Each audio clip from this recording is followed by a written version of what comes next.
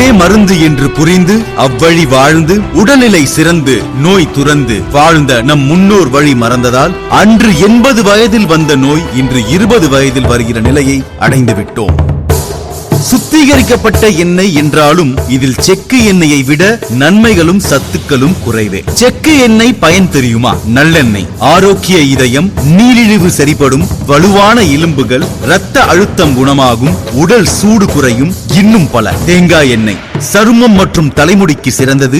இதயத்தை இயல்பாக இயங்க வைக்கும், புண்கள் காயங்கள் சீக்கிரமாறும், உடல் குளிர்ச்சி அடையும், நோய் எதிர்ப்பு சக்தி கூடும், இன்னும் பல. கடலை எண்ணெய் முதியோர்கள் பயன்படுத்த ஏற்றது.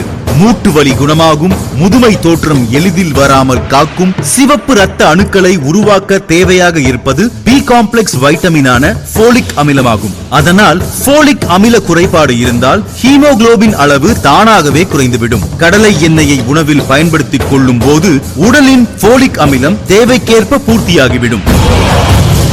நம் கண்முன்னே தரமான மூலப்பொருட்களை செக்கில் அரைத்து அதை வடிகட்டி நம் பாத்திரத்தில் வாங்கி சமைத்து உண்ணும் உணவே மருந்து.